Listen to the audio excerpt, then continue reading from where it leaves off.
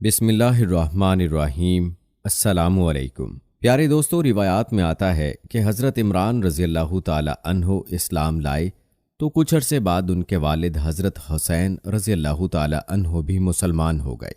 ان کے اسلام لانے کا واقعہ کچھ یوں ہے۔ ایک مرتبہ قریش کے لوگ نبی کریم صلی اللہ علیہ وآلہ وسلم سے ملاقات کے لیے آئے۔ ان میں حضرت حسین رضی اللہ تعالی عنہ بھی تھے۔ قریش کے لوگ تو باہر رہ گئے، حسین رضی اللہ تعالی عنہ اندر چلے گئے۔ نبی کریم صلی اللہ علیہ وآلہ وسلم نے انہیں دیکھ کر فرمایا، ان بزرگ کو جگا دو۔ جب وہ بیٹھ گئے تب حضرت حسین رضی اللہ تعالی عنہ نے کہا، یہ آپ کے بارے میں ہمیں کیسی باتیں معلوم ہو رہی ہیں؟ آپ ہمارے معبودوں کو برا کہتے ہیں۔ نبی کریم صلی اللہ علیہ وآلہ وسلم نے ارشاد فرمایا، اے حسین، آپ کتنے معبودوں کو پوجتے ہیں؟ حضرت حسین رضی اللہ تعالی عنہ نے جواب دیا، ہم 7 معبودوں کی عبادت کرتے ہیں، ان میں سے 6 تو زمین میں ہیں، ایک آسمان پر۔ اس پر آپ صلی اللہ علیہ وآلہ وسلم نے فرمایا، اور اگر آپ کو کوئی نقصان پہنچ جائے تو پھر آپ کس سے مدد مانگتے ہیں؟ حضرت حسین رضی اللہ تعالی عنہ بولے، اس صورت میں ہم اس سے دعا مانگتے ہیں جو آسمان میں ہے۔ یہ جواب سن کر آپ صلی اللہ علیہ وآلہ وسلم نے فرمایا، وہ تو تنہا تمہاری دعائیں سن کر پوری کرتا ہے، اور تم اس کے ساتھ دوسروں کو بھی شریک کرتے ہو۔ اے حسین، کیا تم اپنے شرک سے خوش ہو؟ اسلام قبول کرو، اللہ تعالیٰ تمہیں سلامتی دے گا۔ حضرت حسین رضی اللہ تعالی عنہ یہ سنتے ہی مسلمان ہو گئے۔ اسی وقت ان کے بیٹے حضرت عمران رضی اللہ تعالی عنہ اٹھ کر باپ کی طرف بڑھے اور ان سے لپٹ گئے۔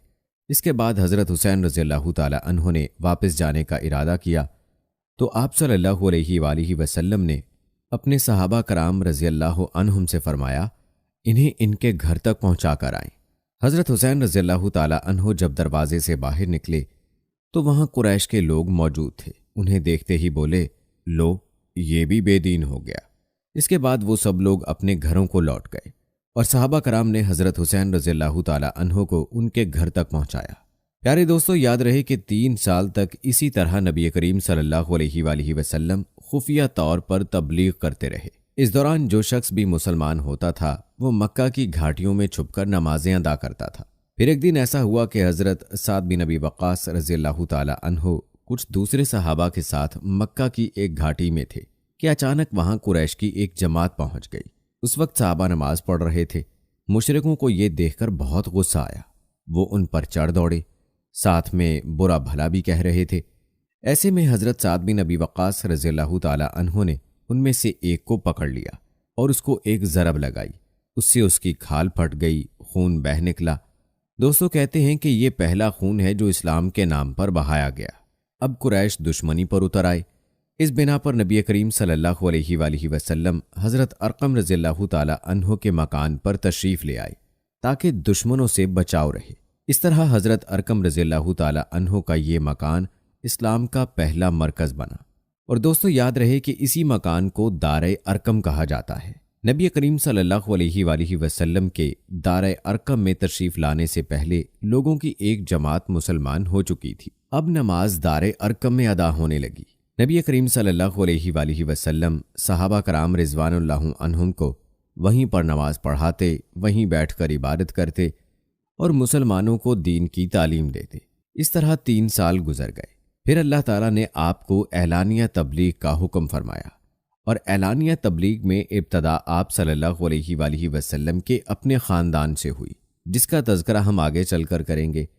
پہلے آپ کو مختصراً حضرت ارقم رضی اللہ تعالی عنہ اور دار ارقم کے بارے میں چند تفصیلات بتاتے ہیں۔ پیارے دوستو، یاد رہے کہ ارقم بن ابو الارقم وہ صحابی رسول ہیں جن کا گھر اسلام کا پہلا مدرسہ اور مرکز بنا اور دار ارقم کہلایا۔ دوستو، ارقم رضی اللہ تعالی عنہ کا شمار السابقون اولون میں ہوتا ہے۔ ان کے والد کا نام عبد مناف تھا، لیکن اپنی کنیت ابو ارقم سے مشہور ہوئے۔ وہ حضرت ابو بکر صدیق رضی اللہ تعالی عنہ کی دعوت پر ایمان لائے۔ اسلام کی دولت پانے والوں میں ارقم رضی اللہ تعالی عنہ کا 7واں نمبر تھا۔ اسلام قبول کرنے کے بعد حضرت ارقم رضی اللہ تعالی عنہ نے اپنے گھر کو درس و تدریس کے لیے وقف کر دیا، اور یوں اسلام کا پہلا مدرسہ معرض وجود میں آیا، اور اس مقام ہدایت کو دار ارقم کے نام سے شہرت ملی۔ دوستو، آپ کو بتاتے چلیں کہ حضرت ارقم رضی اللہ تعالی عنہ کا گھر کوہ صفا کے دامن میں مشرقی جانب ایک تنگ گلی میں تھا۔ عام لوگوں کو یہاں آنے جانے والوں کی خبر نہ ہوتی۔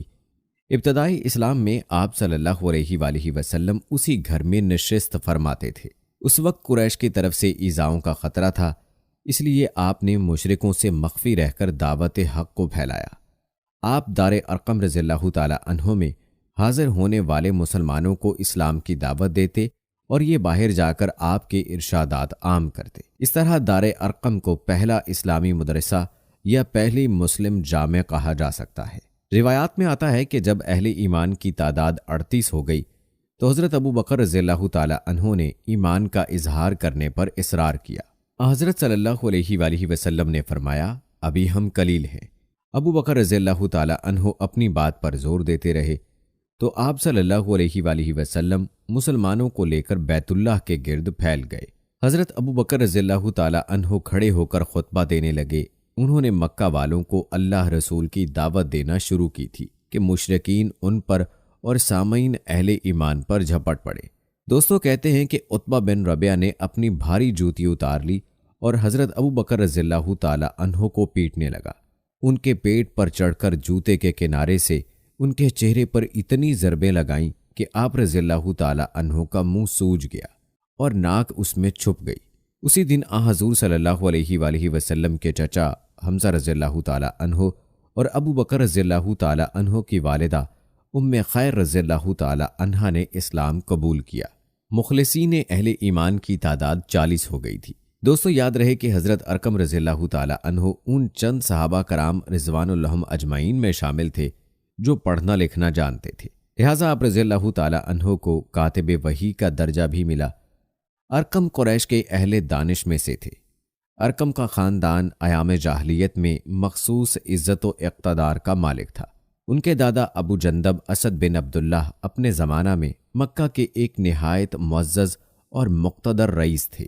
کہا جاتا ہے کہ ارقم بن ابو الارقم نے بیت المقدس جانے کا ارادہ کیا اور سفر کی تیاری مکمل کرنے کے بعد نبی اکرم صلی اللہ علیہ وآلہ وسلم سے رخصت چاہنے کے لیے آئے۔ آپ صلی اللہ علیہ وآلہ وسلم نے دریافت فرمایا، سفر پر کیوں جا رہے ہو؟ کوئی ضرورت یا تجارت اس کا باعث بنی ہے؟ انہوں نے جواب دیا، یا رسول اللہ صلی اللہ علیہ وآلہ وسلم، میرے باپ آپ پر فدا ہوں، میری نیت ہے کہ بیت المقدس میں نماز پڑھوں۔ آپ صلی اللہ علیہ وآلہ وسلم نے فرمایا، میری اس مسجد یعنی مسجد نبوی میں ادا کی گئی نماز مسجد حرام کے سوا باقی تمام مسجدوں کی نماز سے 1000 گنا زیادہ فضیلت رکھتی ہے۔ ارقم نے یہ ارشاد سنا تو بیٹھ رہے اور سفر کا ارادہ ترک کر دیا۔ دوستو جہاں تک ارقم بن ابو الارقم کی وفات کا تعلق ہے تو روایات کے مطابق آپ کی وفات عہد معاویہ میں 55 ہجری یا 53 ہجری میں ہوئی۔ ارقم کی وصیت کے مطابق جنازہ سعد بن ابی وقاص رضی اللہ تعالی عنہ نے پڑھایا۔ سعد اس وقت مدینہ کی نواحی بستی عقیق میں واقع اپنے گھر میں تھے۔ اس حساب سے ان کی عمر 83 یا 85 سال ہوئی۔ پیارے دوستو یہ تھی مختصر تفصیل حضرت ارقم اور دار ارقم کے حوالے سے اور مصائب کی جو اس دور میں پیش آئے۔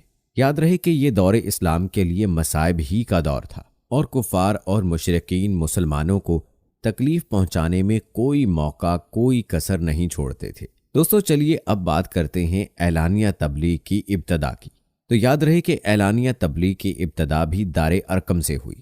پہل تو آپ صلی اللہ علیہ وآلہ وسلم دار ارقم میں خفیہ طور پر دعوت دیتے رہے، یہاں تک کہ اللہ تعالیٰ نے سورہ شورى میں آپ کو حکم فرمایا، اور آپ اپنے نزدیک کے اہل خاندان کو ڈرائیے۔ یہ حکم ملتے ہی آپ کافی پریشان ہوئے، یہاں تک کہ آپ کی پھوپھیوں نے خیال کیا کہ آپ کچھ بیمار ہیں، چنانچہ وہ آپ کی بیمار پرسی کے لیے آپ کے پاس آئیں۔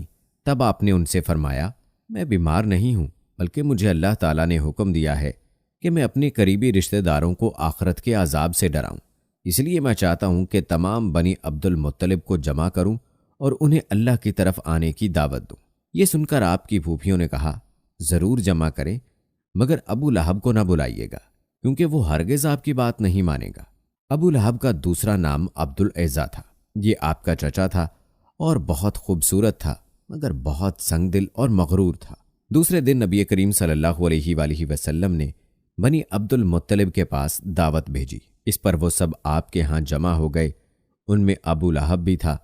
اس نے کہا، یہ تمہارے چچا اور ان کی اولادیں جمع ہیں، تم جو کچھ کہنا چاہتے ہو کہو اور اپنی بے دینی کو چھوڑ دو۔ ساتھ ہی تم یہ بھی سمجھ لو کہ تمہاری قوم میں یعنی ہم میں اتنی طاقت نہیں ہے کہ تمہاری خاطر سارے عربوں سے دشمنی لے سکیں، لہٰذا اگر تم اپنے معاملے پر اڑے رہے تو خود تمہارے خاندان والوں ہی کا سب سے زیادہ فرض ہوگا کہ تمہیں پکڑ کر قید کر دیں، کیونکہ قریش کے تمام خاندان اور قبیلے تم پر چڑھ دوڑیں۔ اس سے تو یہی بہتر ہوگا کہ ہم ہی تمہیں قید کر دیں۔ اور میرے بھتیجے، حقیقت یہ ہے کہ تم نے جو چیز اپنے رشتہ داروں کے سامنے پیش کی ہے، اس سے بدتر کسی اور شخص نے آج تک پیش نہیں کی ہوگی۔ آپ نے اس کی بات کی طرف کوئی توجہ نہیں فرمائی اور حاضرین کو اللہ کا پیغام سنایا۔ آپ صلی اللہ علیہ وآلہ وسلم نے فرمایا، اے قریش، کہو اللہ کے سوا کوئی معبود نہیں اور محمد صلی اللہ علیہ وآلہ وسلم اللہ کے رسول ہیں۔ آپ نے ان سے یہ بھی فرمایا، اے قریش، اپنی جانوں کو جہنم کی آگ سے بچاؤ۔ وہاں صرف آپ کے رشتہ دار ہی جمع نہیں تھے بلکہ قریش کے دوسرے قبیلے بھی موجود تھے، اس لیے آپ نے ان قبیلوں کے نام لے لے کر انہیں مخاطب فرمایا، یعنی آپ نے یہ الفاظ ادا فرمائے، اے بنی ہاشم، اپنی جانوں کو جہنم کے عذاب سے بچاؤ۔ اے بنی عبد شمس، اپنی جانوں کو جہنم کی آگ سے بچاؤ۔ اے بنی عبد مناف، اے بنی زہرہ، اے قاب بن لوئی، اے بنی مرو بن قاب، اپنی جانوں کو جہنم کی آگ سے بچاؤ۔ اے صفیہ، محمد کی پھوپھی، اپنے آپ کو جہنم کی آگ سے بچاؤ۔ ایک روایت کے مطابق آپ نے یہ الفاظ بھی فرمائے، نہ میں دنیا میں تمہیں فائدہ پہنچا سکتا ہوں نہ آخرت میں کوئی فائدہ پہنچانے کا اختیار رکھتا ہوں، سوائے اس صورت کے کہ تم کہو لا الہ الا اللہ۔ چونکہ تمہاری مجھ سے رشتہ داری ہے، اس لیے اس کے بھروسے پر کفر اور شرک کے اندھیروں میں گم نہ رہنا۔ اس پر ابو لہب آگ بگولا ہو گیا۔ اس نے تل ملا کر کہا، تو ہلاک ہو جائے، کیا تو نے ہمیں اسی لیے جمع کیا تھا؟ پھر سب لوگ چلے گئے۔ پیارے دوستو، روایات کے مطابق نبی پاک صلی اللہ علیہ وآلہ وسلم نے اس کے بعد دوبارہ کچھ عرصہ خاموشی اختیار کی، لیکن اس کے بعد اللہ تعالیٰ کی جانب سے آپ صلی اللہ علیہ وآلہ وسلم کو یہی حکم ہوا کہ اب اعلانیہ تبلیغ کی جائے، لہٰذا اس کے بعد اسلام کی اعلانیہ تبلیغ کی ابتدا ہوتی ہے، جس کا تفصیلی تذکرہ ہم اپنی آنے والی ویڈیوز میں کریں گے۔